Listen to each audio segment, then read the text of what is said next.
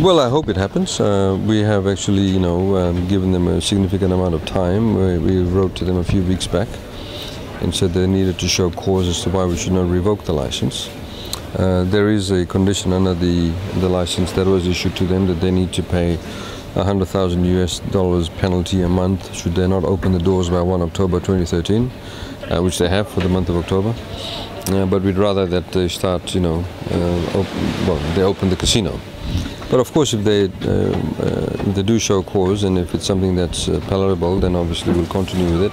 If it's not acceptable by us, then we'll need to go back to the drawing board, we'll revoke the license, and we'll have to call, for fresh tenders. When it comes to new projects, obviously FNP's been involved in some fantastic hotels in Fiji, and one of the other ones we mentioned before, Momi Bay, that's a possible starting, you said groundbreaking possibly very soon? Yes, we're looking at early next year. We've had a briefing by FNPF, and they've got certain people on, project managers, etc. They're going through their own processes at the moment, but we hope to have it up and running by way of construction early, at least by the end of the first quarter of next year. So a bit of a relief then to see one of the bigger hotel projects in Fiji actually come to life.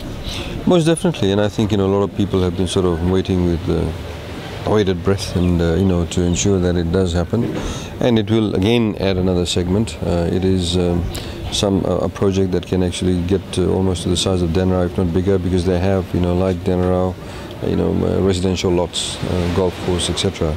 And it's in a very beautiful part of Fiji.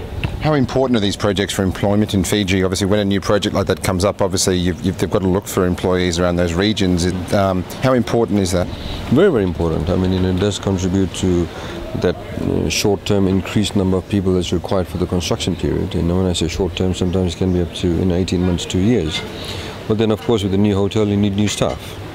And this is why the Bainimarama government has also provided for a lot of free education initiatives. We have pumped a lot of money into our tertiary institutions. The Fiji National University has been set up, which is a consolidation of all the different institutes that used to exist.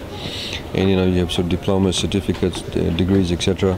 We actually are exporting hospitality workers to Cook Islands. There's a huge demand for tourism industry workers from Fiji. But yes, I mean, it is a significant contributor towards our GDP. Tourism contributes now almost 33% towards our GDP. But we need to build the human resources behind it. And I think this is very, very important to ensure that Fijians aren't simply employed in the lower ends of the management of the company, just simply as room cleaners or porters, waiters, but need to go up the management level too. And I think a lot of hotels are now investing in that area too. And as part of the tourism industry too, we have to ensure that we do not necessarily become like other countries where much of the tourism dollar goes out of the country. So we've a huge focus on agricultural products. The Reserve Bank of Fiji now, for example, offers a scholarship for chefs to go away for 1 year if they use local foods. We want the tourists to experience not just apples and grapes, but the other local fruits and fruit that they need to. And obviously you're actively promoting Fiji as a destination for more investors to come in with hotels and possibly some more of the world's best brands? Most definitely, and I think that'll happen even more so.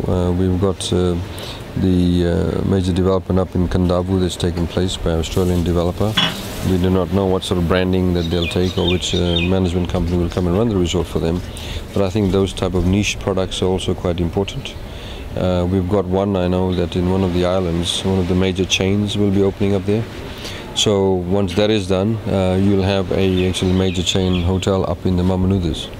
And lastly, I mean, you've been all about the brand Fiji, and the tourist boards had a bit of a rebranding. Fiji Airways is obviously here now from Air Pacific, and it's all heading in the right direction, isn't it? Yeah, most definitely, and I think also there needed to be a stock take, if you like, in terms of our marketing strategy.